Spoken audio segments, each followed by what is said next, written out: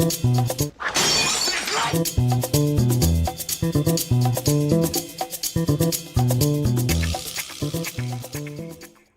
that opening was a little weird. It happens, though. I was like, oh, too many buttons. Too many buttons were pushed. I need a producer. What's happening, everybody? Welcome to Film Junkee Live. It is Monday. Hopefully you guys had a good weekend. Had a pretty decent weekend myself. It's pretty warm out here, I must say. It's, we're in summer weather in SoCal. That's for damn sure. Make sure you guys subscribe to the channel. Hit that like, thumbs up. Do all the things, become a member. We do a members only stream after every Wednesday. Last couple of Wednesdays though, it's been pretty scarce because of things, but we'll definitely have one this week for sure. And yeah, we got plenty to talk about. We got DC news, we got Warner Brothers Discovery news, of course we got box office, and then yep, I watched a little movie called Predator Killer of Killers over the weekend, and I'm sure you guys did too, and I wanted to give my 2 cents on what was happening there. So who's out there? We got Anna. What's happening? Hope your Monday is great. Cheers. Had to create another ex-Twitter account because Yahoo shut down. Hello, room. Hope your week. Yahoo's. Oh, wow. That sucks. That sucks when that happens. But good to see you, Anna. Ryan, what's happening? I had my first date Sunday. She's not much of a comic reader, but she wants to see Superman. Hey, she's already. She wants to see Superman. That's a green flag right there. Good on you, Ryan. Good on you. What's going on, Clone Adventure? I can snag the early Prime screening tickets tomorrow. Also backed Area 51 comic. Hope he makes his goal. Yeah, me too.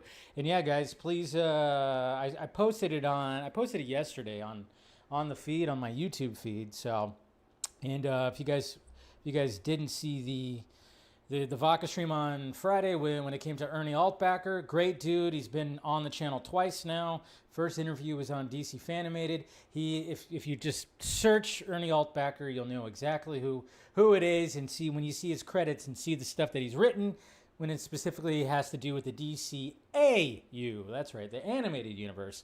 And he's got a new comic book, and we're trying to get people to back it, try to meet the goal. I think right now, where is it sitting right now? Oops. That didn't look good. Anyways, of course, when I have that up, my freaking feed is like, oh yeah, there's something right there that somebody posted. Anyways, currently right now it's at 53 backers. 53 backers. And yeah, so it's almost at their goal right there. It's almost at the goal of, it's at 2350, trying to get to 3500. So, good times, good times. All right, let's get back to the chat here. What's going on? We got Jason right here. We got Jalen, what's up? We got Indiana Jake, what is happening? Hello, all happiest of Fridays. It's a scorcher here today. Yeah, that's for damn sure. Scorcher over here in California as well, for sure. So, what else we got? We got Shane. Oh, what's happening? Good to see ya. We got also, did I miss you, Phil? There's Phil. I also miss Arkham Knight 99. Good to see you, Phil. Good to see you, Arkham. Good to see you, JD. And we got Brendan right here. Another week starts. Let's get nuts. And then, hey, we got Jason McKenzie with the, what is it, $20 super chat. Appreciate you, sir. I don't have a drink or else I would cheers you, but thank you as always. Always helping out that pirate ship. Mr. Fear Jason also out there as well. We got Hardboiled Entertainment, Mr. Yeah, what's going on there? Why am I just blanking on your name right now? Just kidding, Eric. It happens, though. So good to see you. We got Real Anarchy. We got Mr. Everett's right there. Good to see you. D-Man, what's happening? So many people. Ninja Gamer to lessen toxicity. Stop conflating Snyder fans and gun haters. Fan is defined by love of thing, not hate of another. Let's call out haters for what they are, not fuel division, legitimizing them as fans. Okay, I see a lot of the Snyder fans that are gun haters, so how am I supposed to decipher which one is that, Ninja Gamer? But it's okay. Droga, Axel, good to see you, buddy.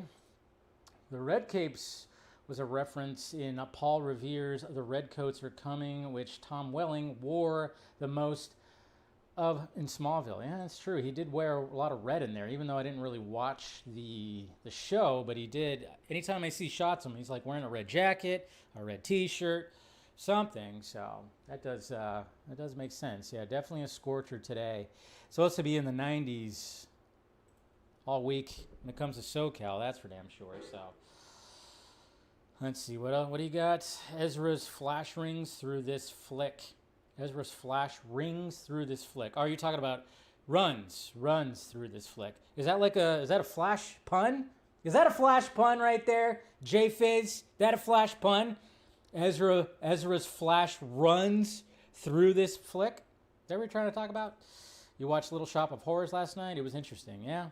That movie used to scare me. As a kid. Feed me, Seymour. Anyways. Hope you guys are doing good. Did you guys have a good weekend? Pretty decent weekend. Yeah. Can't complain. Had dinner with Mama Film Junkie last night. And Aunt Film Junkie as well. So that was good. And other than that, I really didn't do much. I stayed home, worked on things. Just stayed home again. Watched things, which is good. And like I said, I'm going to be reviewing one of the things I watched. Me and Brother Film Junkie last night. We watched Killer of Killers, so I definitely wanted to check that out because I kept seeing good things, and I was like, oh shit, you gotta watch this. And I know some people, I've had people in my mentions say like how they hate the fact, or let's face it, there's just people that hate animation. Am I right? You guys know what I'm talking about, right?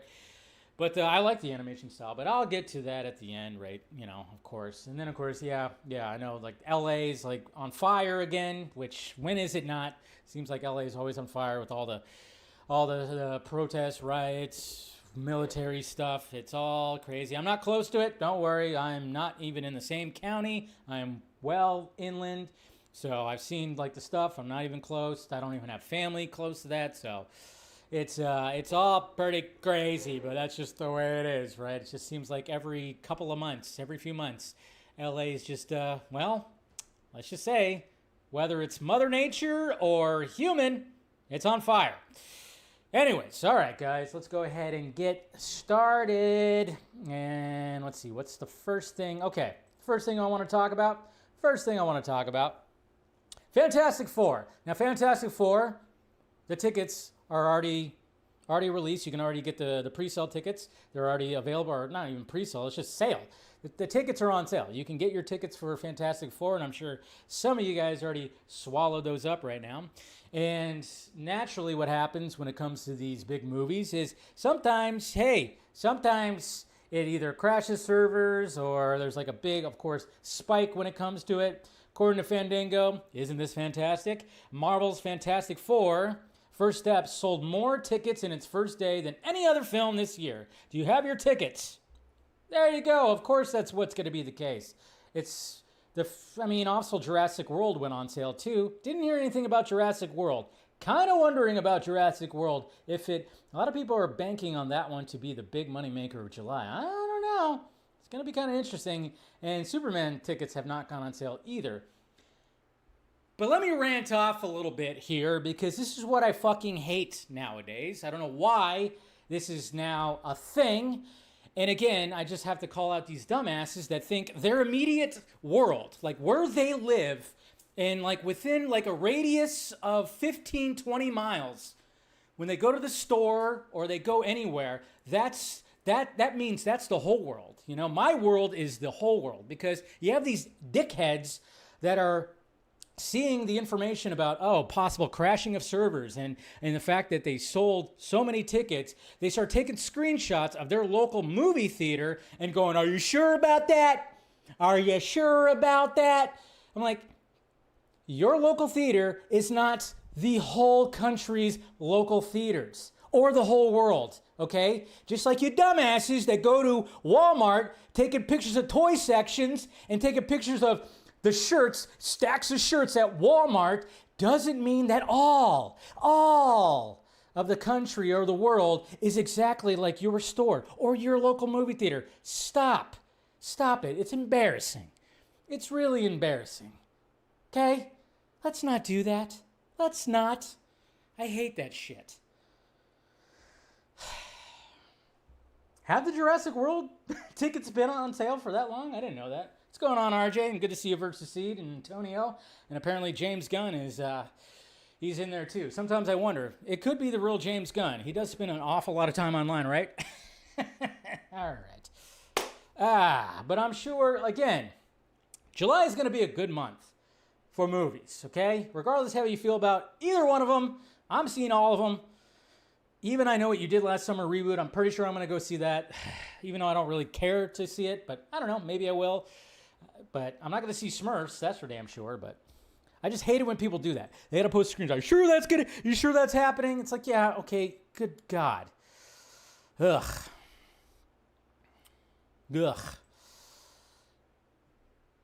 But hey, guys, you know what? Whenever this movie comes out, I'm just saying, this movie's going to freaking blow up the box office. $2 billion, $2.5 billion. This could take over Avatar right here. But yes, guys, you've asked for it, right? I mean, I know I always hate it when people say, who asked for this? But I mean, somebody out there is going to want to see this. I guess I just don't know what they're doing. And I love it that it says live action.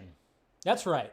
A live-action Care Bears movie is in the works at Warner Brothers. That's right. They're going to have people dressed up in Care Bear costumes and makeup, right? Just like Cats. We're going to do something like that where it's like partially CGs, partially live action. Don't stop calling stuff like that live action. Is it going to be one of those things like what you're doing with Smurfs and it's going to interact with live action people? I don't know. Care Bears. I watched the Care Bears when I was 3. Maybe 4, but then I found out what Ghostbusters was, and Teenage Mutant Ninja Turtles, and, you know, other cool shit. Care Bears, no, not so much. I remember I did watch Care Bears for a bit, but I don't really remember Care Bears. I don't know what they're going to do with these Care Bears, but they're making a live-action Care Bears. Live action. We'll see. We'll see what happens. Who's going to dress up like a Care Bear? But this is kind of intriguing. So apparently there's going to be a Kiss. That's right, a Kiss biopic. A Kiss biopic, the band Kiss. And they already have the lead man who's going to play Paul Stanley in this biopic. And that is none other than Nick Jonas. Nick Jonas is going to be playing Paul Stanley in Shout It, Shout It, Shout It Out Loud. That's what they're going to be calling it, Shout It Out Loud, which is good. The film will chronicle the formation of the band. Who the F is going to play Gene Simmons? That's going to be a tough one.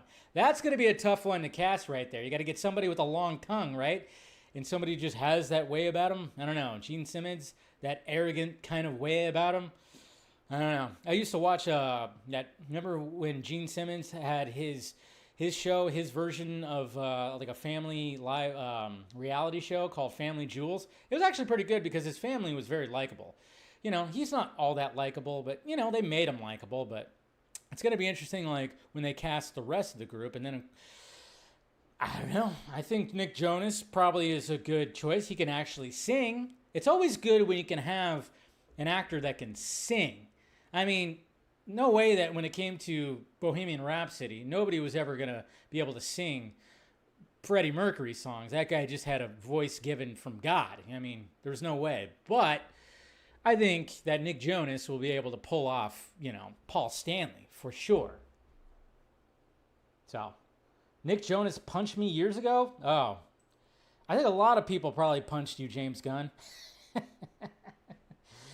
You got a punchable face. Anyways, no, just kidding.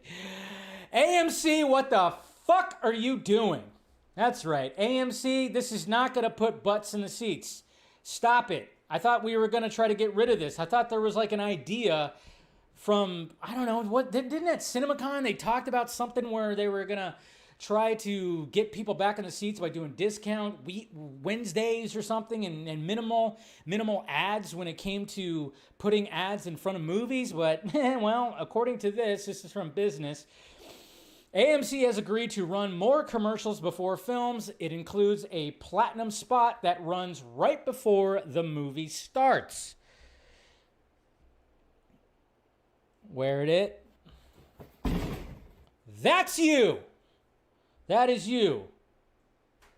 What are we doing here? That's not going to put butts in the seats. Not going to put butts in the seats. Nobody wants to see that. I don't know what we're doing. Run the ads. Run the ads in the building. That's fine. You have a bunch of TVs. Just run the ads there. You have a big screen. Usually every theater now has like some big screen in the lobby. Run the ads there. I don't know. What are we doing? And it's funny too because I saw a lot of people comment about this and said, you know what they should actually do? They should let people know, like, okay, so the movie starts at 5, but the movie itself doesn't start till 5:17. People were suggesting maybe they should do that. Give people the option to get there right as the movie is officially going to start after the trailers and the ads. And I'm going, that ain't going to work. That's not how it works. They would never do that because they want as many eyes on the ads as possible. So they ain't going to do that. I saw so many people suggest, I'm going, that's not how it works. Sorry, guys. I get where your head's at, but that's just not how it's going to work. That's just, they want everybody to see it. That's why a platinum spot, that means right before the movie starts. So that's when they know that that's going to get more bang for their buck. It's just one of those things. And also, guys, don't get to your movies late. That's fucking annoying. I hate it when people get to the movie after it starts. Anybody else hate that? Movie starting, it's dark. You got people coming in with those funky boxes and their drinks and their popcorn and all their candy and everything like that. I hate that. Get to the movie before it starts. Get to the movie before it starts. All right, what else we got? Oh, we got Tom Cruise. Oh, we got Tom Cruise acting like a psycho again. Hey, new subscriber. Welcome, Joel. Tom Cruise acting like a psycho. This is crazy right here, and I love it. We do. This is why we love Tom Cruise. We just love Tom Cruise. How this man is still alive, God knows. But I'm sure you saw this this featurette video of him doing a crazy stunt. Okay. This is when the parachute's on fire. Okay, so watch this. What I'm going to do is I'm going to be deploying. If this is twisted while it's burning, I'm going to be spinning and burn. I have to kick out of the twist and then ignite within 10 seconds. Start soaking the parachute. He literally sounds like Ethan Hunt explaining what they're going to do. Didn't he? Right? I mean, he's literally Ethan Hunt right there. I mean, talk about method acting. That is method acting right there from Tom Cruise. Submerge the parachute into the avgas. Soak up fuel, so when the parachute opens and ignite it, the parachute's dipped in gas and it'll explode. For this shot, what are we looking for? It's quite literally establish the objects in your hand and burn the parachute. The more up we're looking, the more the burn will get. Yep. We're gonna be real smart. I'm not saying be risky, and we don't take risks, obviously. So what did you... You're gonna have to set for this and look up and ignite it. Okay, let's go. 3, 2, 1, okay, that's the first one. First take, second take, third take, fourth, fifth, sixth, 7, 8, 9, 10, 11, 12, 13, 14, 15, finally 16.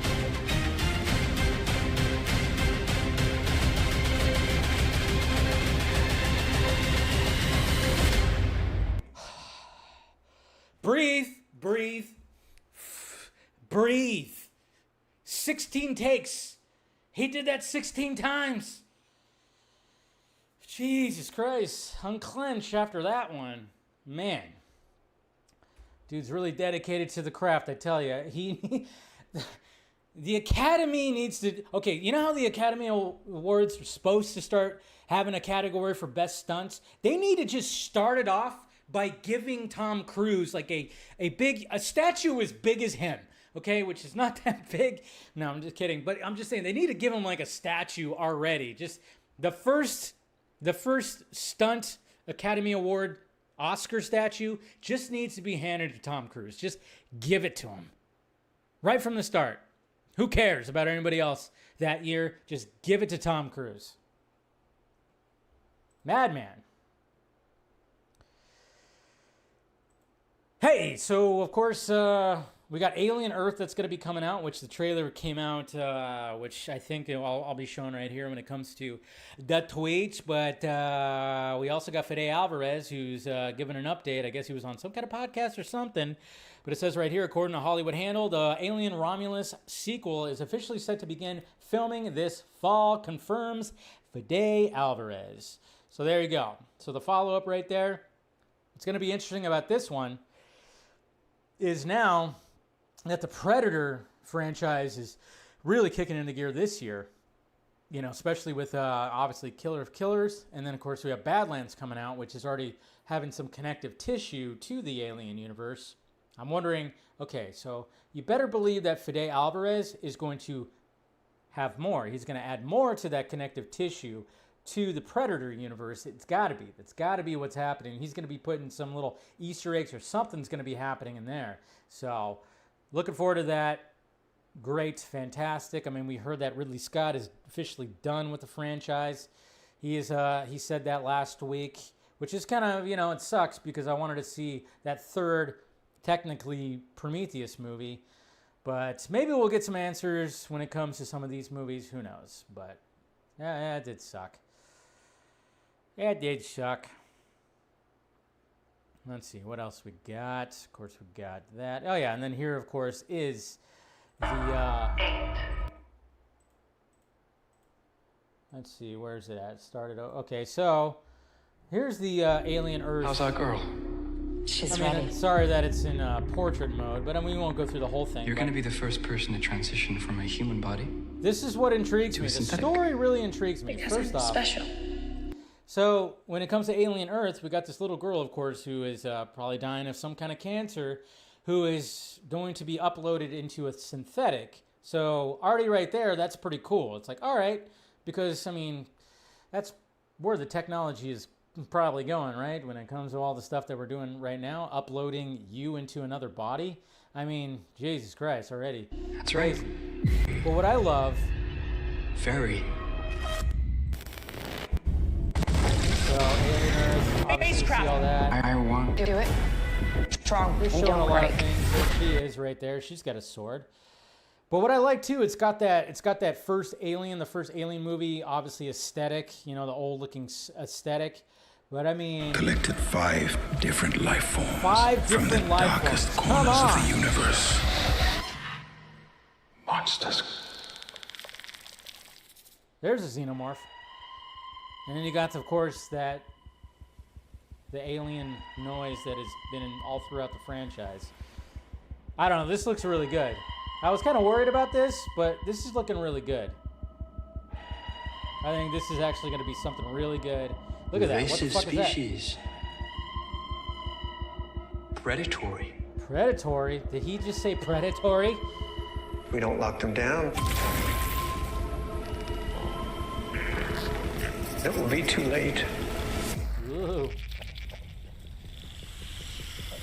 And you're fucked.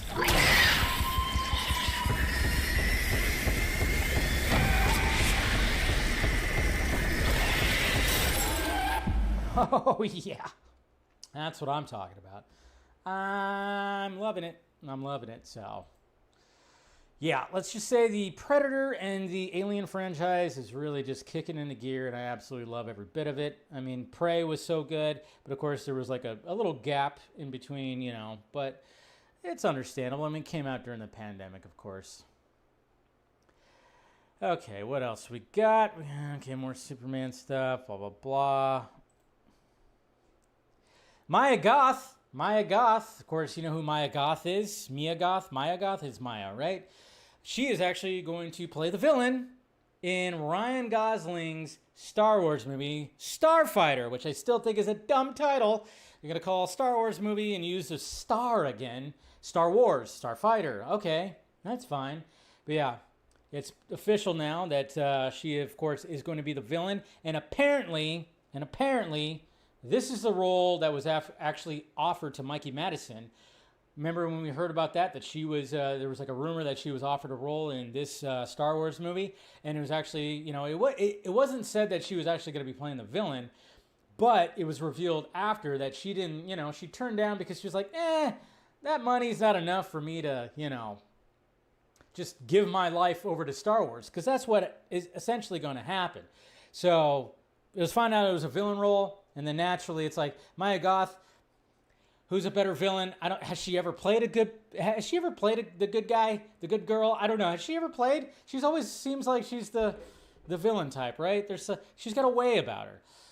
Man, I tell you what, I found out she was in a movie that I had no idea that she was in, and well, when I looked it up, I went, okay. It's a French movie, I think.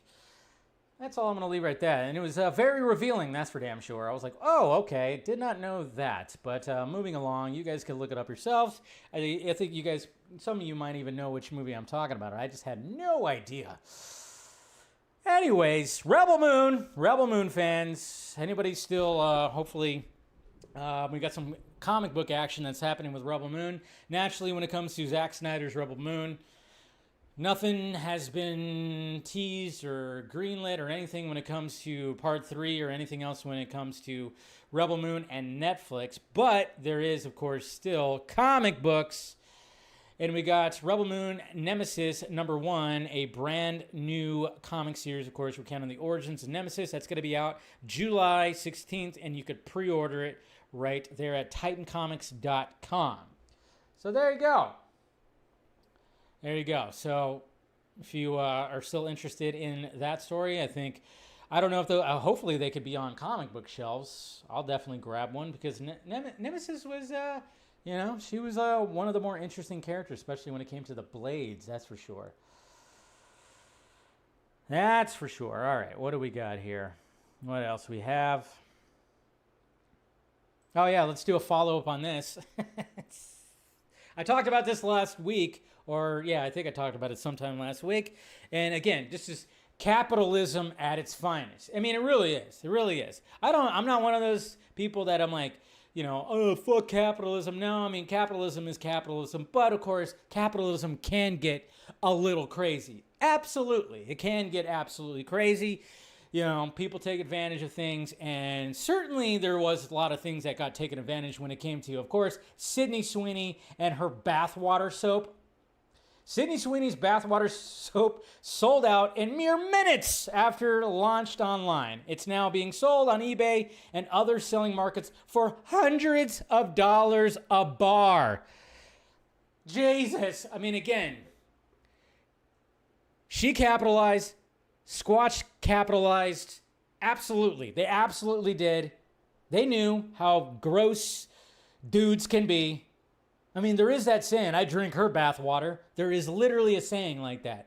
That if someone is so hot that you actually say, I'll drink her bathwater. But it's a saying, I wouldn't actually want to have the soap that actually has her. Why? I mean, it's still disgusting. Absolutely disgusting. And for all we know, it doesn't really have her bathwater. It doesn't. But I mean, kudos to the people who are trying to capitalize on that capitalism, right? They're trying to capitalize. They bought a bunch, and now they're selling bars on eBay and other markets for hundreds of dollars a bar because they know that dudes will fucking pay for that. Insane. So they're capitalizing on her hotness, and then these guys are capitalizing on also the hotness and the actual product. Crazy. Crazy, absolutely crazy. It's all right. My bars will be here, in a couple days. Anyways, just kidding. Fuck no, I wouldn't do that. Even though Dr. Squatch or whatever the hell, I've actually used their soap before. I use their deodorant too. It's actually pretty good, but my deodorant is infused with Ben Affleck's musk. Anyways, that'd be crazy. But speaking of Ben Affleck and bat suits, I guess you could say, we got ReevzFX right here. ReevzFX, of course, you guys know who that is. He's been on the Vodka stream a couple of times. Hopefully I can get him back again one of these days. But ReevzFX, he designs costumes for Hollywood. He actually had a really cool story when Val Kilmer died that he posted that he actually made Val Kilmer's Blunt Man suit. Or was it Chronic? Is he Blunt Man or Chronic? I can't remember. Whatever Kevin Smith's suit looks like, but it was designed for Val Kilmer in Jay and Silent Bob reboot. And he actually made like the costume, and it was like pretty cool that Kevin Smith reached out to him and everything like that. But ReevzFX, man, he came up with this costume right here is a really awesome Batsuit. And he's done it again. He's done it again. He came up with his own unique Batsuit, using different variations of designs and whatnot. Check that out. Oh, that's pretty. That's pretty right there. So you got the bat emblem right there. It is the oval, but it's slightly different. And he's got, of course, the pouchy type of utility belt, which I like. No chonies. And yeah, it's black and gray. And the texture looks pretty cool. I love the design of the texture. And of course, it's got the muscle outlining. Looks pretty damn cool. I think that's pretty cool. And the cowl looks pretty damn excellent right there. I think the cowl looks Ben Affleck-y, Batfleck-y, but with longer ears. That's what that looks like. That's pretty cool. So there's ReevzFX, his finished Batsuit. So I think he's still trying to, I think he's still tweaking it and stuff. But you gotta love it. You gotta love it. You gotta love those dedications and everything. I know, live action exclusive. Oh, yeah, we should do that. We should do that. And then we have Jobhutz right here. I've featured his art numerous times, and I think this is a pretty good one right here. He wanted to do a couple pieces. Basically, he wanted, since we know that Millie Alcock is going to show up in Superman, they're going to be interacting with each other. Most likely, Corn Sweat's going to show up in Supergirl. I think we can all just kind of guess that actually is going to be the case. But he wanted to design something right here, a little, something that also has, of course, crypto in it. And there we go. So there's the image that he has of Corn Sweat, of course, doing the classic Superman folding his arms pose. And then she's right there, flexing her muscles, crypto in the back. And then he made even a Daily Planet front page. Superman, Supergirl, and Crypto, the super trio, Caped Wonders, Stun City. Pretty cool stuff. Jobhutz, like his art. Like the fact that he does it all himself. Doesn't cut any corners, does it. And yeah. So he utilized that. And he said photo by, I think there was something when it comes to that. I don't know why he said photo by James B. Oh. I just realized he said photo by James B. Olsen. Hello. We all know who that is. Kickstarter. Like I said, guys, check out the Kickstarter. And we'll check that out too. What else we got? Just saw that on Bobotox. Oh yeah, Bobotox. He features him a lot. Bobotox will even use his art in the thumbnails too. With Jobhutz, he's very open to people using his art. Long as you ask. Long as you ask for permission. I mean, one of the things, anytime that I've had somebody who I know will respond quickly, if I want to use their art in a thumbnail, I'll reach out and be like, hey man, can I use your art? I'll credit you and everything. And that's why anytime I show art, I always want to give credit to the artist. I always want to do that. If I'm showing it on here, I definitely want to give them credit. So, oh boy, Jared Leto. That's right, Jared Leto. This not looking good right here. It's not really shocking for some. It won't be. It really isn't. It's not that much shocking, but hey, some people it might be a little shocking. But I think some of us kind of go, yeah, it was only a matter of time, I guess. But yeah, not looking pretty good right here because People Magazine decided to reveal that Jared Leto accused of sexual misconduct by multiple women, including some who say they were underage. Actor, of course, denies allegations. Yikes. Yeah. It was one of those things where it came out and it was like, oh, there it is. It's not the first time, too, I believe. And some people just go, well, yeah, Camp Mars? Camp Mars? Have you seen the pictures of Camp Mars? It looks like a goddamn cult. It does. You can't say that it does not. It really does. It absolutely does. But I'll get to your super chat in a minute there, super reviewer. Thank you again. Let me get to that, but let me open up this article right here. Oh, it's, yeah, they go into detail. So here's the full article. Of course, the underage, let's see, 9 women, that's for sure. Jared Leto has been accused of sexual misconduct by multiple women. 9. Saturday, AML published a story following interviews with 9 women who claim that the 53-year-old actor and musician behaved inappropriately toward them, some while they were underage. The women allege a long-standing pattern of such behavior. It's been an open secret for some time. Of course, yeah, a lot of people have said that. Among allegations, Leto is accused of asking sexual questions to a 16-year-old girl, walking out of a room nude in front of a 17-year-old girl, and exposing himself and masturbating before putting on an 18-year-old's hand on him. Get out of here. In a statement to Airmail, a representative for the 30 Seconds to Mars band member expressly denied all allegations, of course. A representative for Leto did not immediately respond to People's request for comment. Among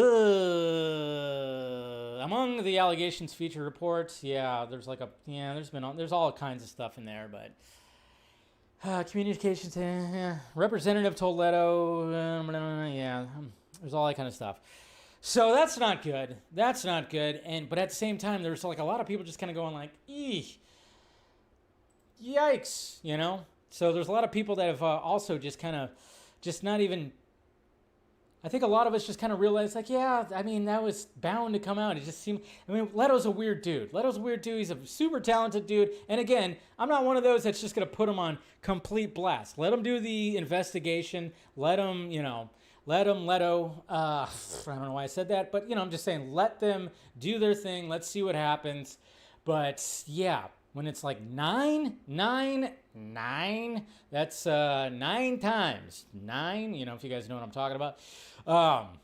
That's a callback. But, it was just kind of like, oh, yeah, that's not good and exposing and doing all that. And obviously, they're probably working on doing that all right there. And what sucks is like he's got 2, not 1, but 2 big franchise movies that he's starring in that's coming out. And those movies, if this keeps on going forward and they don't have a resolution or something, which who knows what's going to happen, those movies are going to suffer. Tron Ares is coming out this October. That movie could be fucked, but then at the same time, you get that Disney money backing you up, it might help you. And then he's also going to be playing Skeletor in He-Man. That's also a big franchise movie that's going to be coming out next year. So that's also going to be interesting to see all that when it comes to that. But the biggest thing that I was kind of wondering, like when it came to all this, was the fact that I was like, wait a minute, wait just a minute here. I don't know. It's just, how are certain people in a certain fandom going to be reacted to this, especially since obviously we all want the Ayer cut to come out, right? We all want the Ayer cut to come out, but guess who's heavily in the Ayer cut, especially since we found out that there's a lot of his scenes that got rearranged or taken out, and that is, of course, Jared Leto's Joker. Jared Leto's Joker, very heavily in there, and then I went, oh man, this is going to be very interesting to see how this discourse within the Snyderverse fandom, the Snyder fandom, how it's actually going to be playing out, because I don't know how many times, it always happens at least once a week, that I get one of these loud fucking chuckleheads that always want to send me, James Gunn's weird tweets that he tweeted out over 10 years ago and whatever the fuck that he went through and all that kind of stuff. They always want to send me that stuff. But, when it comes to Jared Leto and these allegations from 9 girls, crickets. Nothing. Silent? Of course. And then what's really interesting, because I totally forgot about this, but back in 2018, James Gunn actually chimed in on Jared Leto. Yo, Jared Leto, now that you've slipped into the DMs of every female model aged 18 to 25, what would you say your success rate is? And James Gunn replied, he starts at 18 on the internet? Whoa. Yeah. I was like, oh shit, I forgot about that when he called him out. Yikes. But that's what's interesting. And it's already happening, folks. Oh, I was going back and forth with somebody who literally has Jared Leto's Joker in his profile today. I was going back and forth, and of course, crickets. Of course, they literally said that James Gunn's tweets, the tweets that he already went through shit for, and yeah, they're weird and gross and whatever and jokes, but yet no allegations came out after that. they still said the tweets were worse than the Jared Leto allegations. That's right. James Gunn's tweets were worse than the 9 allegations of sexual misconduct, some claiming underage was actually worse. The tweets were worse. That's the logic right there. That's the tribalism that has happened when it comes to this fandom. And I'm just kind of going like, hey, we still want to let the investigation happen. And yeah, trust me, if something were to come out with James Gunn, you have to treat it the exact same way. But nothing has. But they're claiming that it has. They're just saying that the stuff that Gunn posted or put in things, that is deeming, oh, he's guilty, he's guilty, he's guilty. Yet nothing when it comes to Jared Leto. This is how bad the tribalism has gotten. It's crazy. And I can't, that's the stuff I can't stand. It's like, come on, I get it. But you literally, I mean, this guy literally had Jared Leto's Joker in his profile. And I was like, dude, I hope you don't have to change out your profile picture sometime soon. But yeah, that was the logic right there. That was going on in the logic right there. And I'm going, yeah, that's not good. It's not good, okay? There hasn't been allegations over here. There's 9 over here. And you're saying that this was worse? No allegations, just gross jokes. 9 allegations right here. But this is worse. Oh, it's because you have James Gunn derangement syndrome. See, there it is. It's crazy. It's crazy how it is. And I'm going, we can't do this, guys. You can't do this. And if this stuff doesn't get resolved or he gets fully just thrown under the bus, yeah, air cut, not happening. Definitely not happening. And then I'm kind of going, yeah, it probably is not happening anyways because James Gunn does not like Jared Leto. I forgot about that. Oh, boy. It's like fucking hell. Thank you, Super Reviewer. Thank you for the $2 Super Chat. In your opinion, Superman TV spot, what you looking forward to? Well, I'm going to talk about that, but there's some cool little footage in there that I like, some Daily Planet footage, but I'm going to get to that in a little bit. So there's definitely some things I'm looking forward to when it comes to at least the action and then the relationships between the the Daily Planet crew. So, and thank you, Mr. Droga, for Axel for the $5 super chat. They have to remove him from the air cut, similar to Army of the Dead. Either that, or it's most likely not going to happen. Yeah, they ain't going to fucking do that. They ain't going to do that. He's a huge chunk of it, and there's no way they're going to spend. They only want to spend like about $7 million to finish the actual VFX already within the movie. They ain't going to spend millions more to try to put another actor in there. So yeah, that ain't freaking happening either. That is not happening at all. But yeah, so yeah, Jared Leto, it was only a matter of time. It was really only a matter of time. I mean, when you see the images from Camp Mars and he's got nothing, it's like 98% female out there. He's walking on a wall dressed in white with his long hair and beard looking like Jesus. It's like, wow, this is really culty, and there's got to be some weird shit going on right here. There's got to be some weird shit, but who knows? Maybe it'll get resolved and everything will be okay. Like I said, just let them do their thing before we all start, doing, saying crazy shit.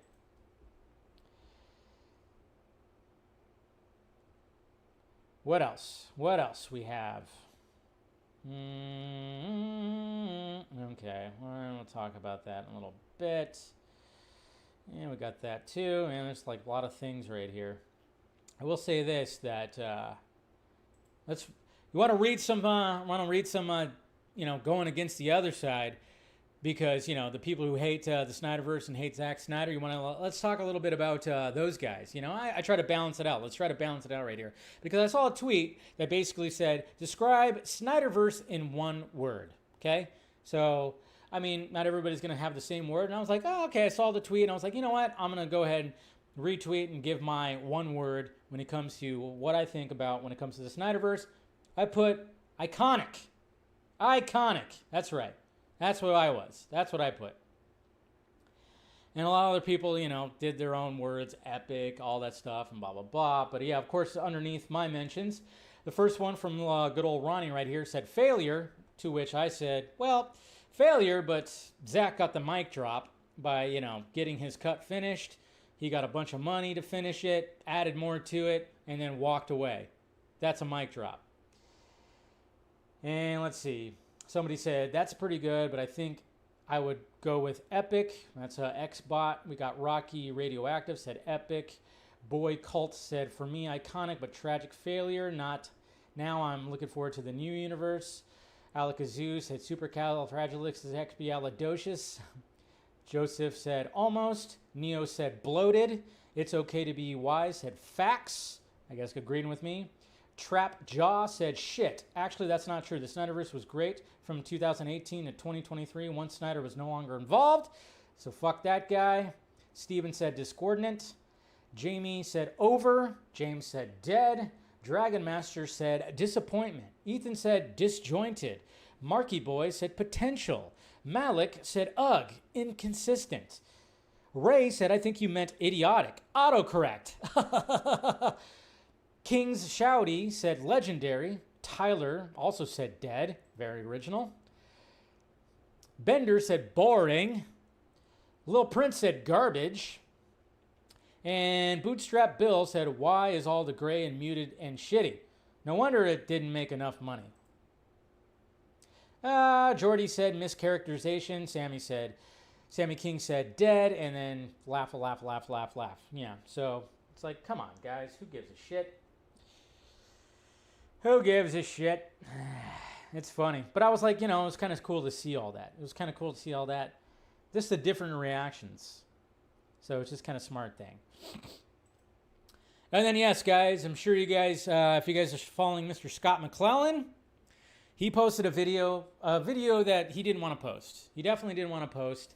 But hopefully you guys checked it out. It's like a 6-minute video. He probably posted it in all his various social medias. But an important message, of course, talking about the announcement update to Squadcast Media. So if you checked out Scott's video right here, he posted it. He already of course let me know beforehand before he posted it. But essentially, the website that all the Squadcast Media podcasts and everything that they've done and the Patreon is all going bye-bye. Now they're doing their very best to try to archive as much as they can, but some things are going to be lost.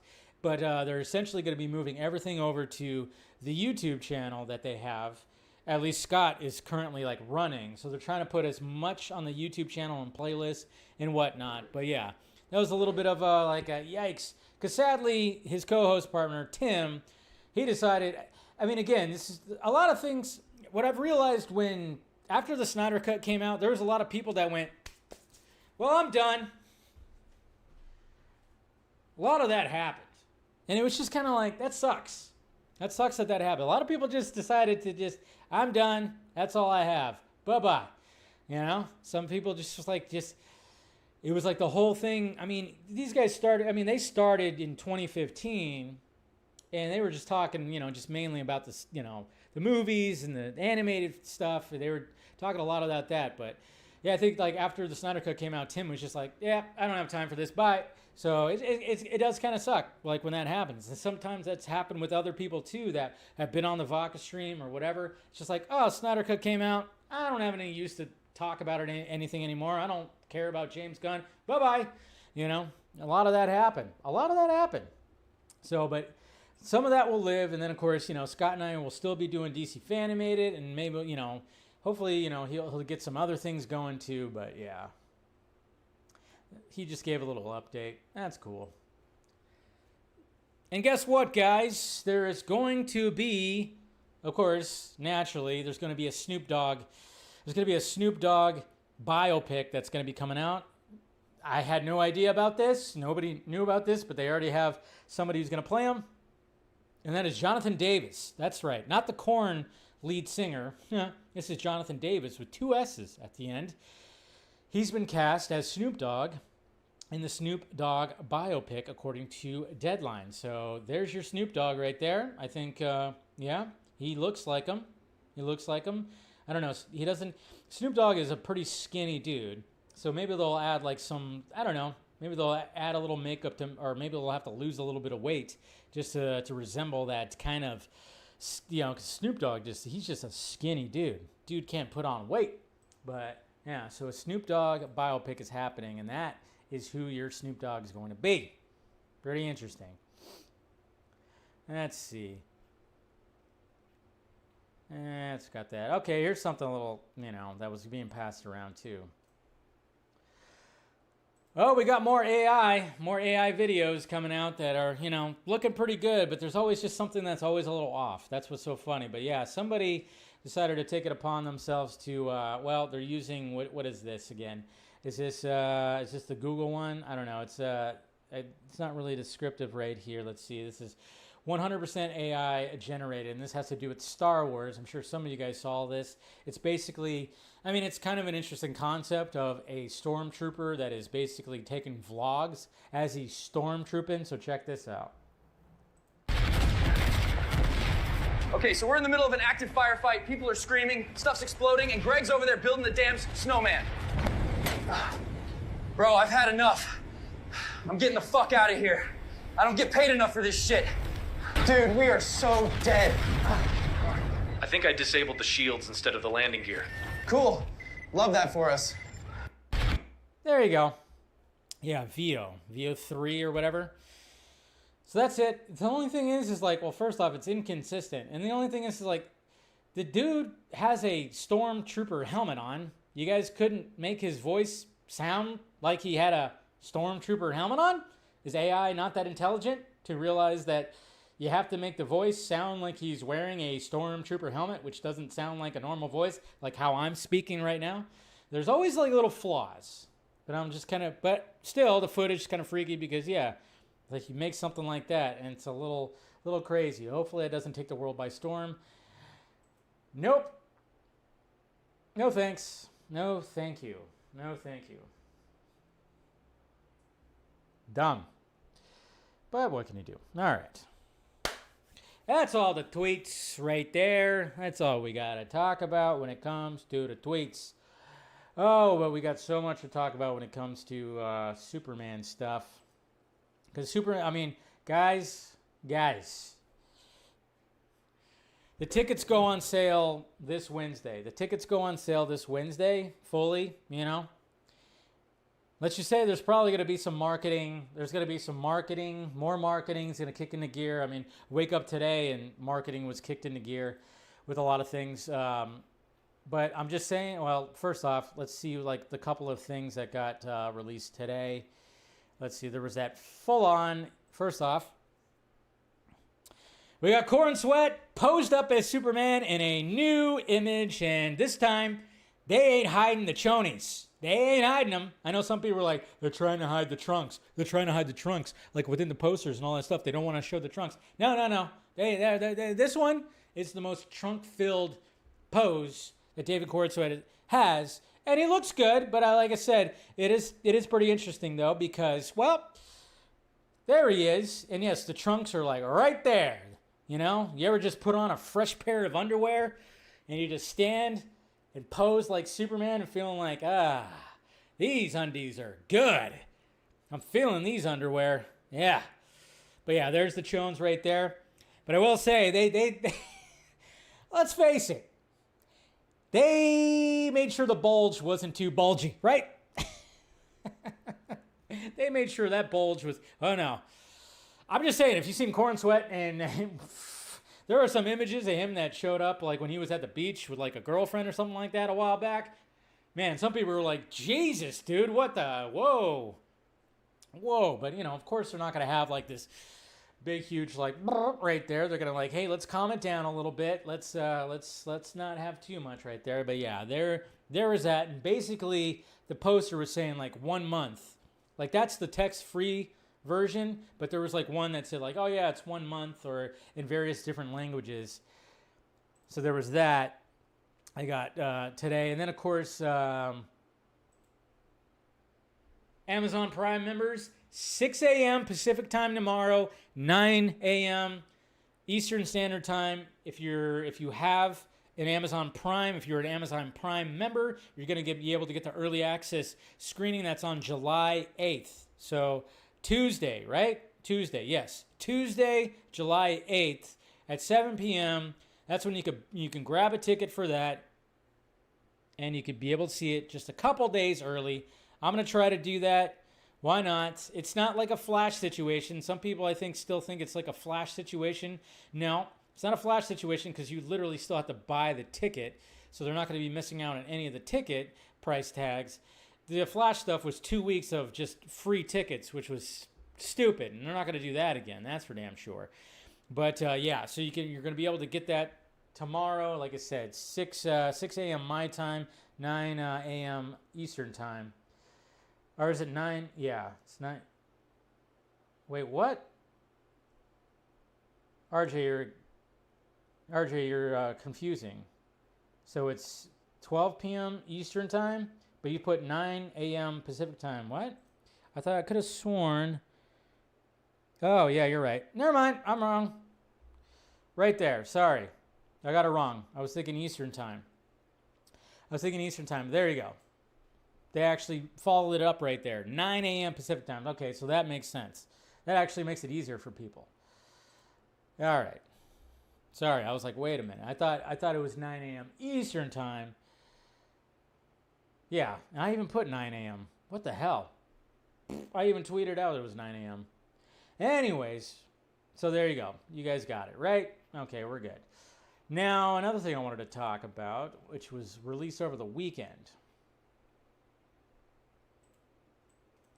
Superman Fortnite. That's right. Superman is now in Fortnite. I don't know if you guys saw this. I'm sure you guys did. But yeah, you can now have a, well, you're going to have, at least, I think some people have it now. I don't know. I don't play Fortnite, so I have no idea. But I know some people are already kind of toying with it or whatnot. But they're definitely heavily invested into Fortnite for Superman. So you're going to have Superman, you're going to have Crypto, and you're also going to have Tim Drake, Robin, also apparently, which is a very interesting, which we'll get to. But here's a little clip from Fortnite that displays David Cornsweat's Superman.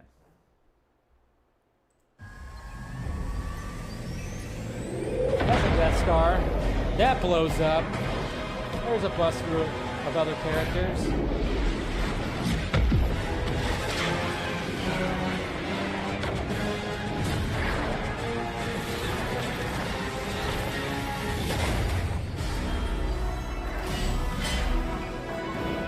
There he is. Super. And there's Robin right there. Tim Drake Robin. So, can we get a video of David Cornsweat watching that for the first time? Please?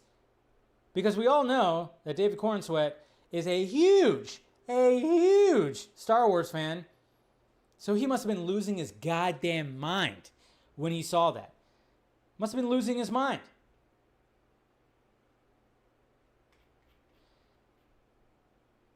Because if you all remember this video, some people didn't even know this video came out. And, you know, like I said, this tweet blew up on my feed, that first tweet, and then I was like, oh yeah. People were like, wait, is he a Star Wars fan? It's like, yeah, he is. The Death Star is in range. You may fire when ready. When he reenacted this whole thing. You're all clear, kid. Now let's blow this thing and go home.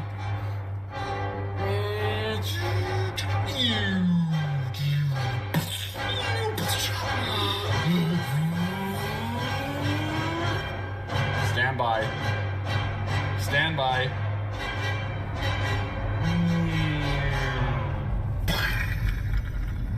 There you go. I'm going to get copyright on that one. But we all, yeah. This video has been out for a bit. But yeah, a lot of people didn't even know about it. So he must have been losing his mind to see that his Superman, his likeness as Superman, is in the same world that can interact with Star Wars characters. I mean, that clip right there had a Death Star that blows up, and then he saves people. Just absolutely crazy. And I love that. And I'm sure I was like, oh man, tell me like somebody recorded a video of him watching that for the first time, reacting to it. I'm sure he was losing his goddamn mind. And in numerous interviews, he's also talked about how much he loves Star Wars as well. So you gotta love that. You know, you gotta love it. You gotta love it when, you know, Superman is played by dorks. Right? Don't we love it when they're played by nerdy dorks? Remember this dork? Remember this dork right here? This nerd building a PC who likes to play video games? This Superman guy? Remember that? It's always nice. Just saying. I like it when Superman's played by a dork. How about a Superman teddy bear? Anybody want a Superman teddy bear? Build-A-Bear? You know, you want a Superman version of that? I mean, Jesus Christ. Even they can't get the suit to not be baggy. It's all baggy still. What the hell? Just kidding. Obviously, you have to make the joke, right? There's nothing wrong with making the joke that the suit is baggy. Yeah, you could build a bear. You could do a little Build-A-Bear thing, which is always fun. Let's see. What else we have? Let's see. What was James Gunn posting? He was just mainly posting stuff. I mean, we now know that Superman is officially in the can. It is picture locked. Everything is done. And there's actually something interesting I wanted to talk about that. But here's what James Gunn said. Our last visual effects shot has been finished and dropped into Superman. We are now 100% done. Thanks to all the collaborators. It's been a joy. And for the rest of you, I can't wait for you to see the movie July 11th. Officially in the can. Done. Nothing else. But some changes apparently were made. What? Yeah, that's right. Changes were made. Because I even heard about this too, but I didn't want to say anything because I was like, I'm not going to give away the spoilers. But now that it's out there, apparently, I'm just going to talk about it because it is interesting, and it is interesting to hear the response. And that is the fact that originally when they were doing test screenings, or the original cuts when it came to Superman, that it was basically kind of episodic through a week of Superman, and it kind of made it episodic, where it was like Monday, this is what happens, fights the kaiju. Tuesday, Lex Luthor, whatever the fuck. Wednesday, this, that, whatever. It was essentially going to be like that, like an episodic kind of way. And I thought that actually sounds kind of cool. I don't mind that because, you know, I'm thinking, well, what if it's like, you know, like episodes of like the Fleischer, you know, the Fleischer animated series or whatever the hell. It's all, you know, I was like, oh, that's an interesting concept. I wonder if that'll work. Well, apparently it didn't test well during test screening. So now it's not like they've really rearranged stuff. They just don't have it where it seems like it's episodic. And then naturally, of course, people are like, oh, who's the blueprint? Zack Snyder's the blueprint. Yeah, of course, when they're talking about Zack Snyder's Justice League. Now, it's interesting because when I see the people, you know, of course, react to that. And then, of course, naturally, the diehards are going to be like, yeah, he was trying to rip off Zack. And I'm like, no, I think he just saw maybe it's not the first time that, I mean, it's so funny. He's trying to rip off Zack. And I'm going, Jesus Christ, Quentin Tarantino has been chaptering out his fucking movies for how long? Robert Rodriguez, I'm just saying, guys, you know, if you really want to just, I mean, that's what I always kind of find funny when there's like the war between the fandoms, the two sides of the fandom, they start saying like, oh, he was the first one. It's like, no, he wasn't the first. Anyways, it's whatever. But, you know, but it also is kind of funny too, because I remember when, you know, originally Zack Snyder's Justice League was not supposed to be chaptered out or episodic. It wasn't supposed to be like that, but that's how he sold it. That's how him and Debbie sold it to HBO Max, that they were going to sell it as an episodic adventure, so then they could just release it week by week or something like that. And I remember I got so much hell from fucking diehard Snyder fans back then because I was told that yes, that he pitched it like that, so Zack wanted to do it like that.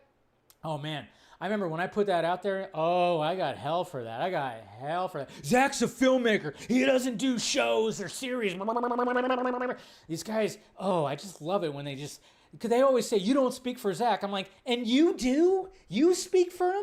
I'm just relaying shit that I'm hearing from one of his closest friends. Sorry. Okay, my bad. That was just kind of funny. But it worked. It really worked when you watch Zack Snyder's Justice League because it's over 4 fucking hours long. So to have it chaptered out really works. And then kept it like that because they're like, yeah, that allows people to be like, oh, now we're on, you know, the next chapter. So let me pause, go to the bathroom, grab some food, you know, get a quickie in. I don't know, rub one out, whatever you want to do in between. Just saying, you know, but yeah, it was just funny. But maybe it just didn't work. Maybe it just didn't work because it was like, it's a 2 hour and 9 minute movie. Maybe it just felt a little jarring that it was something like that. But I don't know. According to Daniel RPK Scooper, he said like, yeah, it's pretty much like nothing's really changed. They just kind of removed the fact that, yeah, it's like, oh, here's this day, there's that day, there's this day, there's that day. So, I mean, that's part of the test screenings, I guess you could say. And there was going to be like, you know, like, you know, James Gunn's pretty good at doing like the whole title card thing, like especially when it comes to opening credits and stuff. Like I thought the Suicide Squad title card stuff was actually pretty cool, but so I think they just removed that element from it because I guess when it came to test screenings, didn't quite work. So now it just kind of flows like a normal movie. Like it was never going to be like, yeah, there's title cards, but the title cards apparently people just didn't like. So release the gun cut. Just kidding. I don't think he cares about that too much. Hey, he tried something. Didn't work. Fine. And then check this out. So you can actually subscribe to the Daily Planet on Instagram. And they've already been posting videos like this. Metropolis Trusted Newspaper soars to new home. So, of course, you can see right here, you got a coffee pickup suit from Cleaners. We got Clark Kent's badge right there. That doesn't look like his glasses. And then, of course, Lois Notes, helicopter, blah, blah, blah, blah, blah. But, yeah, so they're releasing stuff like this. So you can actually subscribe to the Daily Planet and get stories from the Daily freaking Planet, which James Gunn didn't post those. And let's see. And there's a couple of them that actually got front page news of the Daily Planet. Ooh, first one up. That's right. We got a story from Miss Lois Lane. And here it is right here. Let me zoom in on it a little bit. Superman, friend or foe? As Superman's public presence grows, so does the uneasy on whether he is a protector or a potential danger. Studies gathered show public opinion is divided. A little over half of the Metropolis population hail him as a hero, while remaining see his unchecked power as a threat. Personally, I believe our alien friend is just that, a friend. Did Lois Lane just put Superman in the friend zone?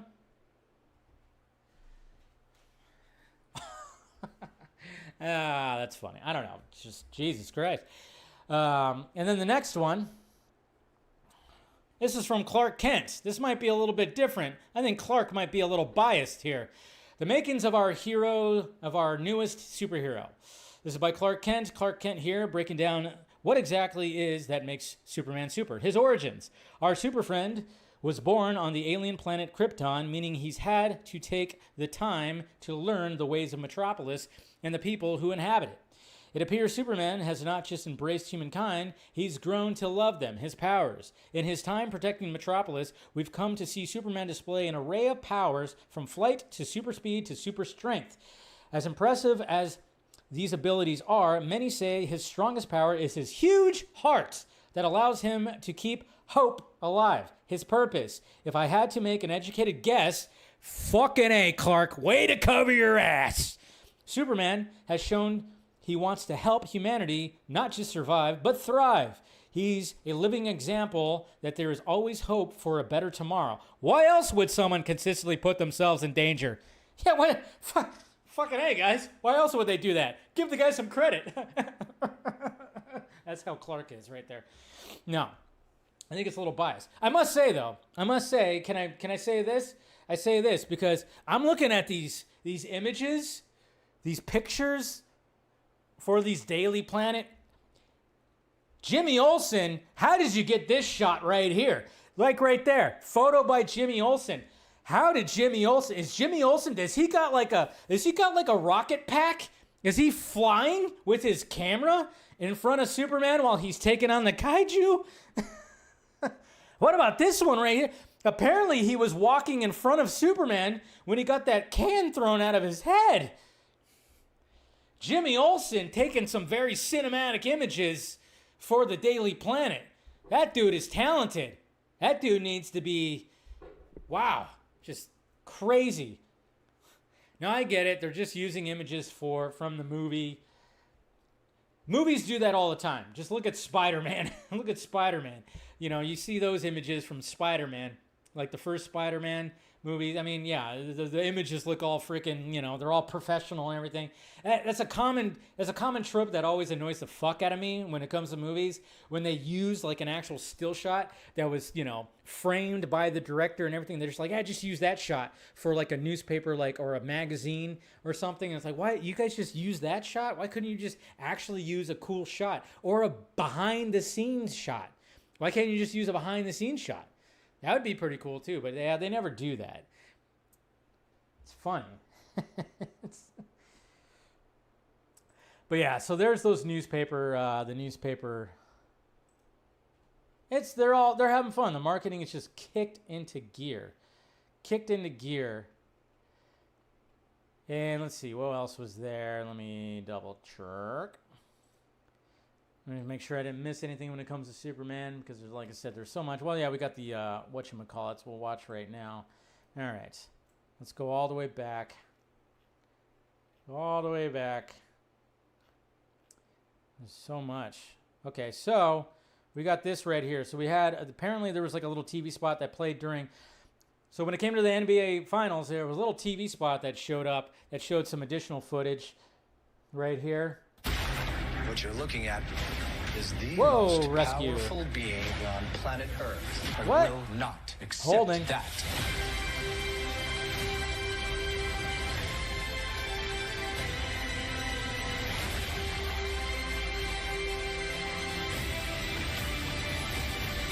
What's that shot that we've seen? Gotta get back to the fray. Gotta get back to the fray. I like how it ends like that. We're like, zoom in on the S. Why not? Nice S. All right. Looking better. They've been seeing the cries of the grading looking a little too blue and bright, and looks like they've made some adjustments to the color grading as well when it comes to some of this new footage.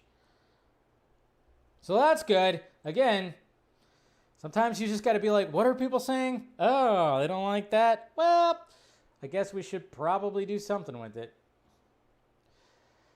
So there's that. And then, of course, you have the international footage right here. So we have, of course... Eventually, people are going to find out that you're... Boom. Superman. Yeah, but... Super. The glasses. Hey, loser. You're a loser. See, I like that right there. So, I like this right here where it's like, okay, so Lombard's supposed to be like, what, the bully? But it's 2025. Nobody cares. It almost seems like, yeah, they don't really like each other, but they bust each other's balls. Hey, loser. You're a loser. So, like, Clark just goes, nah, you're a loser. And somebody had a very funny tweet. This is what diehard Gunn and Snyder fans, this is how they react on Twitter. Hey, loser. You're a loser. Pretty much. Nailed it. Nailed it. I'm going to get this. Yeah, then, of course, new footage. There's that lovely selfie again that people love from his Taskmaster. How's that guy you were seeing? What? Cat? He's so strange. Stop. Sit. Oh, I like strange. And that shot right there. Woo, baby. Jeez. So, of course, there's, Superman telling Crypto to stop. Naturally, a lot of people have, people on a certain side of the fandom did not like that because, you can't have you can't have Superman talking to his dog and this whole thing. So, yeah, but Cat Grant, Lombard, so we got a couple of that. And that's, let's see, what else do we get? So we have Something Super from City Mapper. This is what Warner Brothers UK posted. Something Super is coming to City Mapper in 1 week. So I'm guessing it has something to do with the tickets or something. So they posted that. And then naturally we have this right here, the Funko Pop. They posted as well.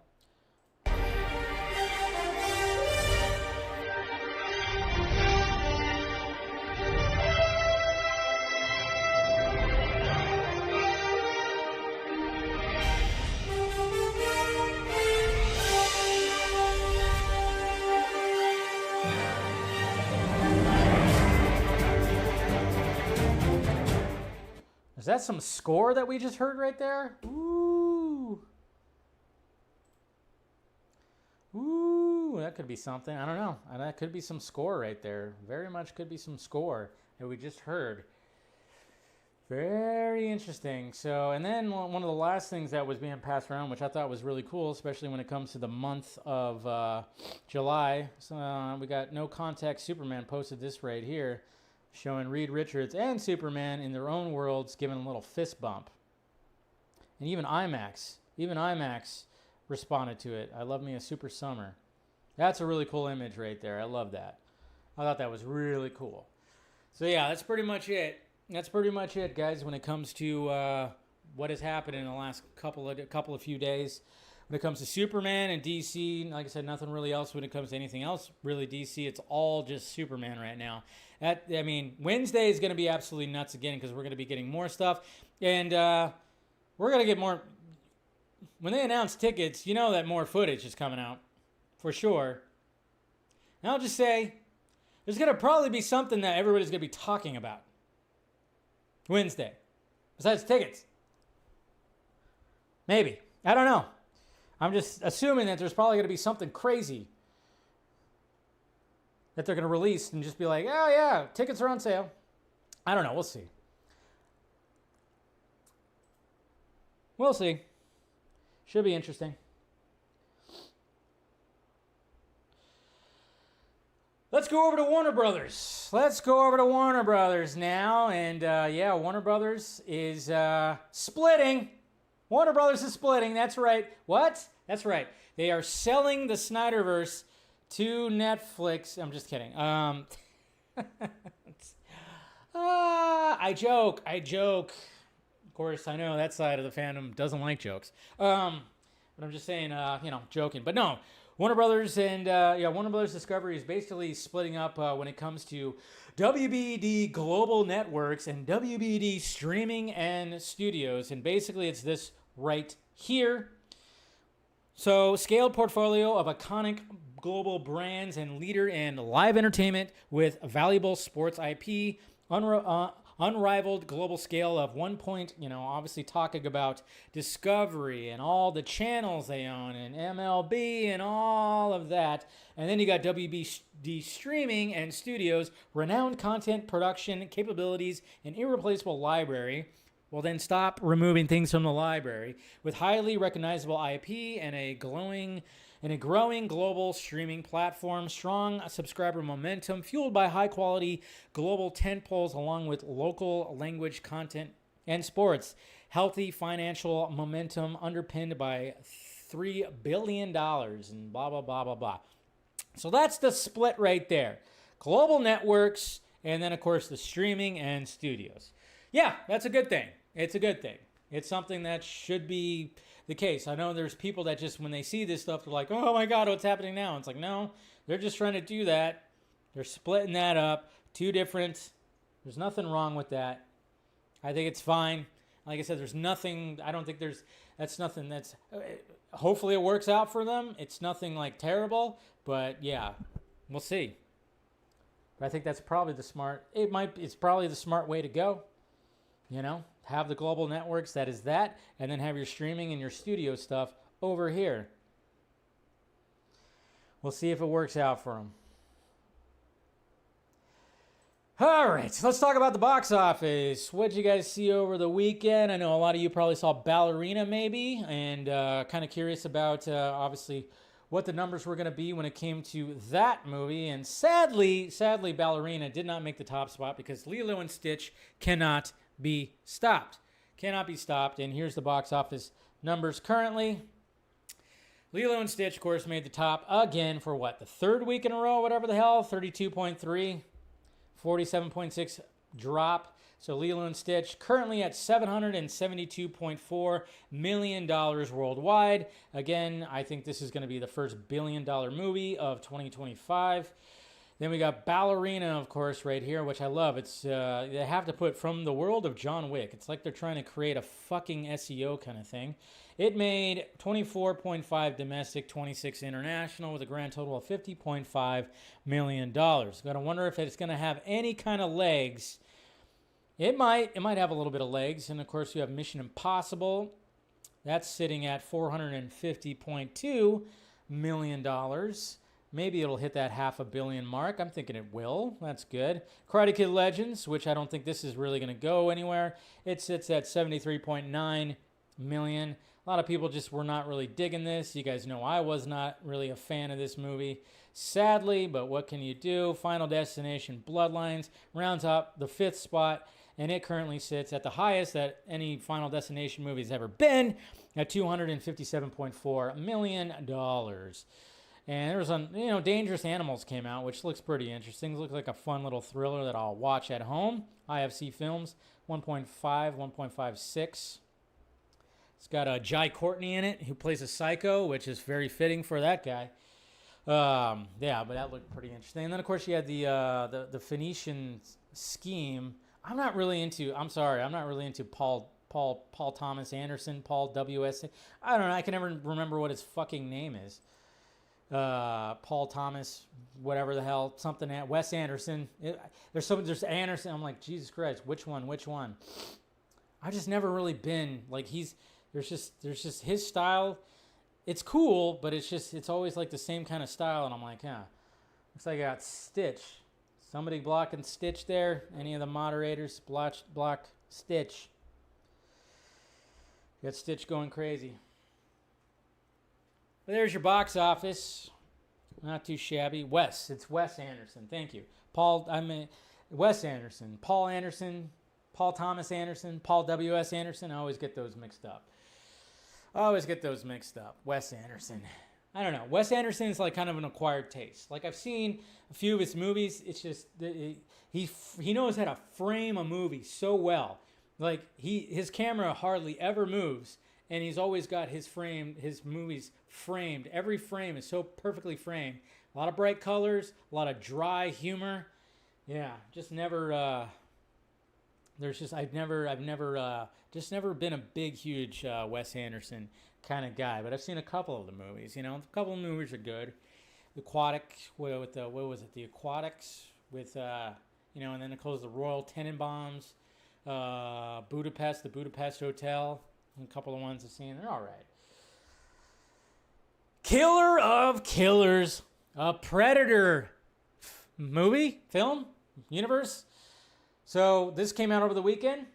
You guys know I'm a big Predator fan and excited. I loved what Dan Trachtenberg did with Prey. Great movie. Watched it I think I've watched it twice. And yeah, it was like, how do you reinvigorate the Predator franchise? Well, let's just throw a Predator back in the days and have Native Americans have somebody like that take on the Predator or something, and we just have something new and fresh, not just the traditional modern day shit that keeps on being recycled that just doesn't work. So let's do a different time period, and let's see what happens. More primitive time period, so let's show the Predator taking on somebody of that in that time period, and it worked. Absolutely worked. So then, obviously, when we heard about Killer of Killers and it being like an anthology showing different time periods, Viking, Japanese, in Japan, I forgot exactly when it was, 1700, whatever the hell, and then of course World War II. So there's going to be three different stories showing three different Predators showing up on Earth in those three different time periods. And animation, which I know some people have an issue with, which I don't think there's any issue. I actually like the style of animation they used for this movie. I thought it was actually pretty damn awesome looking, and it's fantastic. It's great. I thought it was awesome. It's a 90-minute, just three stories, and what's great is it's all connected. I was kind of wondering, I'm like, is it just going to be like an anthology? Is there going to be connective tissue? And yes, right after the first story, you see something and you go, wait, what the hell? I won't say what it is just in case you haven't seen it, but something happens, you go, wait, what was that? And then after the second story, you see it again, you go, what was that? And then when you get to the last story, which I think is the best one, which is the World War II one, because it has to do with planes and stuff, and it's so freaking cool. So cool. Then you see where this is all leading to, and you go, oh, shit. Wait a minute. I didn't know. Oh, I see what they did here. Wow, that's pretty freaking awesome. Oh, there's it. It's slightly a callback to Predators. That's right, Predators. Slight callback to that movie. If you think about it, slight callback to that movie, which is totally, I don't like to use underrated, but Predators is severely underrated. That movie is fucking badass, okay? Produced by Robert Rodriguez. I forgot who directed it. It's got Adrian Brody, of course, who stars in it. Lawrence Fishburne's in it, Topher Grace.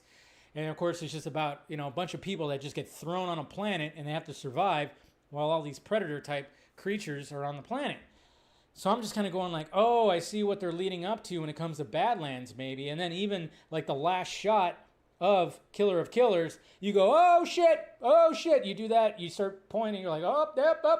Ah. So very well done. Very well connected to, just loosely, not like big time connected to everything else, but little things here and there. And then the way that it ends, you go, oh, damn. Good job, Mr. Trachtenberg. Watch it, guys. Watch it. It's great. It's on Hulu. It's 90 minutes. Goes by quick. The visuals look good. The action is great. And like I said, that final story with the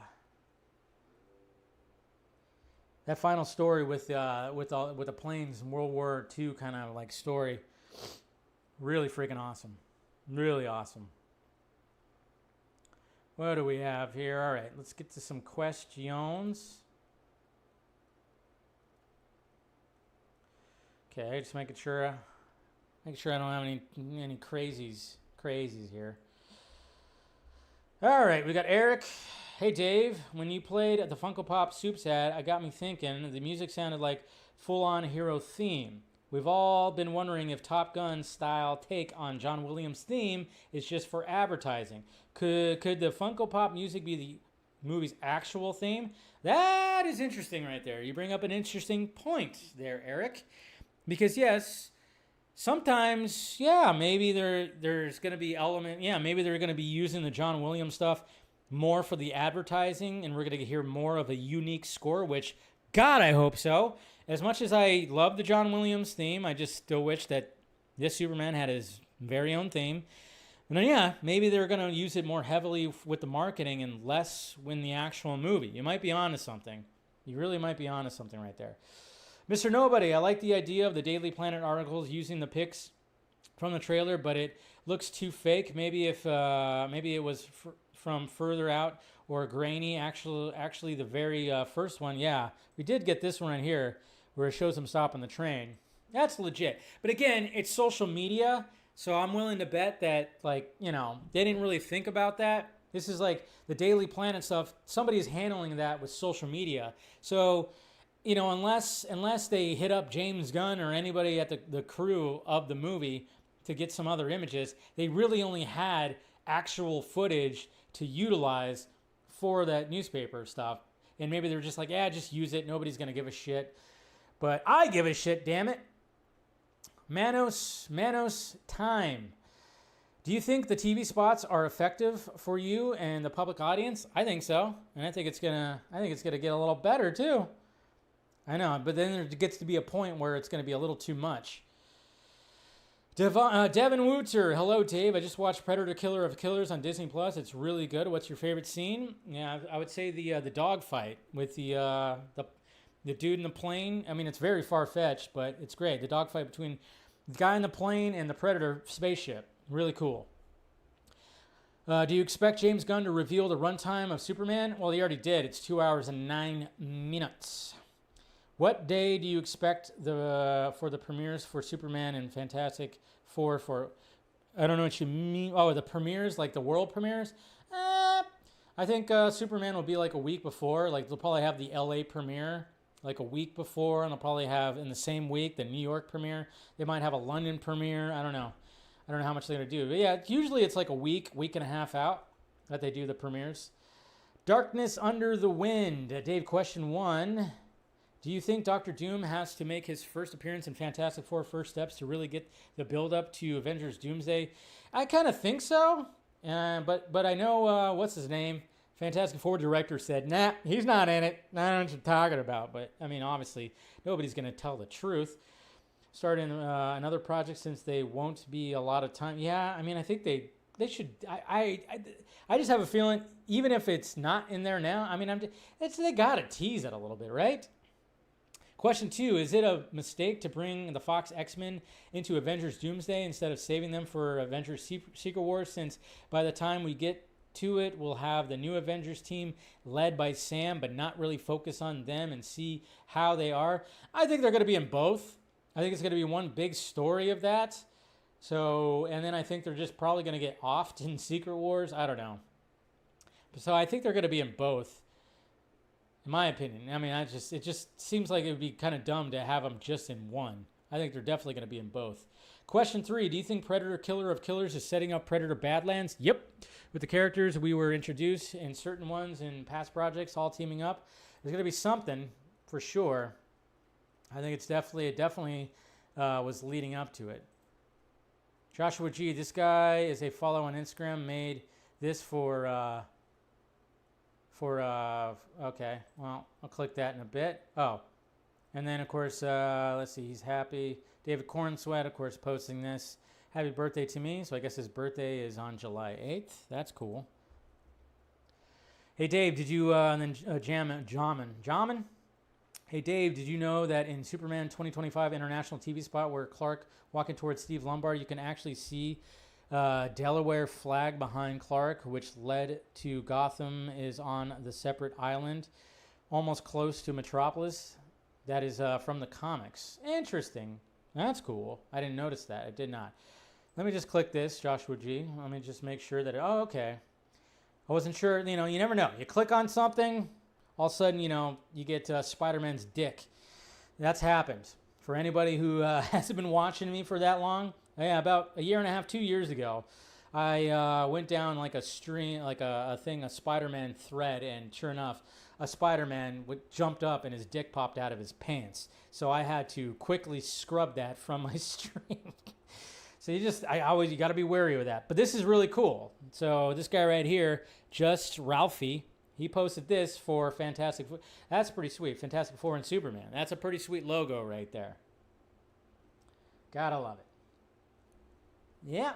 See? Unique. Hire that person. I like that. I like that a lot. That's a really sexy little image right there. So gotta love it.